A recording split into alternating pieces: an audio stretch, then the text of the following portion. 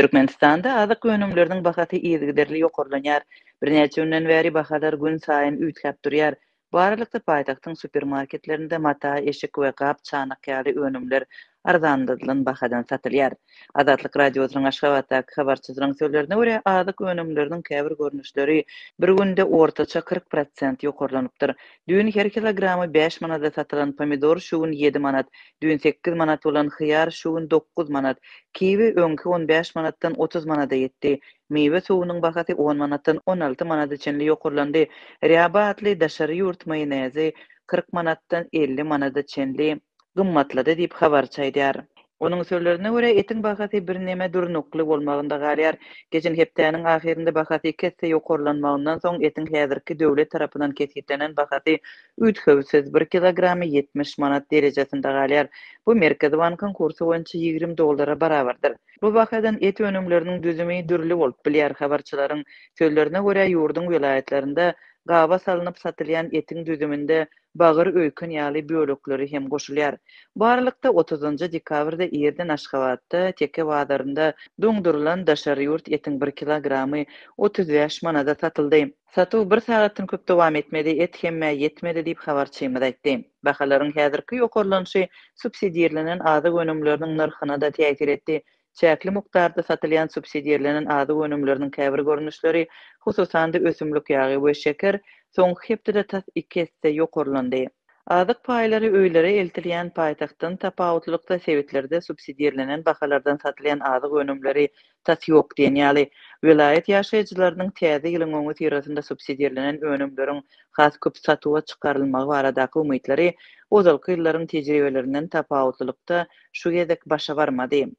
Bu aralykda Aşgabatyň supermarketlerinde arzanladyşlar yglan edildi. Ýurdun resmi habar beriş serişdelerine görä, jomart sowda şygarasynda geçen bu sowdanyň çäginde täze ýyl bayramçylygy sebäpli uly sowda merkezlerinde käbir haritler 50% çenli arzanladylan bahadan satylýar. Azatlyň habarçylary arzanladyşlaryň esasan ýurdun içinde öndürilen senagat önümlerine şeýle-de möhleti tiz gutaryan azyk önümlerine degişledigini aýdýarlar. Kararsyz neşir Türkmenistanyň kronikasy Aşgabatdaky sowda merkezlerinde we bazarlarynda ençeme haridiň we önümiň hakykatdanam arzan bahadan satylýanlygyny habar berdi. Neşriň habaryna görä bir karar bagtyarlyk Aşgabat sowda merkezlerinde gap-gaşlar ortaça 30-40% arzanlapdyr. Altynasır bazaryndaky dukanlarda bolsa ginanlar mata satmalýarlar.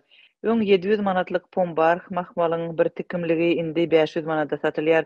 Suzana atly matanyň bahasy 400 manatdan 360 manada, gülýöpek matasy 420-den 350 manada çenli arzanlady. Iň uzy nowatlar 120-den 90 manada çenli arzanladylan meşhur stapel matasy üçin düzüldi diýilip habarda edilýär. Türkmenistanyň kronikasy satyjylara salgylanyp olaryň şeýle arzan bahadan satmaga mejbur edilýänligini we häkimetleriň olara sowda ýerlerinden hem patent ruhsatynyň mahrum etmek bilen haýbat atýanlygyny habar berýär. Biz koronawirusa garşy çäklendirmeler ýaňy gowşadylmagyndan soň ýaňy işläp başladyk. Indi bolsa haritleri öz ziýanymyza satmaga mejbur edýärler diýip neşir paýtagtyň bazarlarynyň birinde işleýän sowdagäriň sözüne salgylanyar.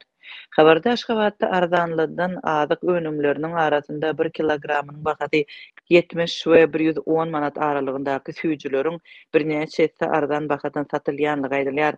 Häzir şol süýjüleriň 1 kilogramy 20 we 24 manat aralygynda satylýar ýöne adam başyna 1 kilogramdan köp satyn alyp bolmaýar. Dukanlaryň we tekçileriň öňünde uzy nowatlar düzülýär diýilip habarda edilýär.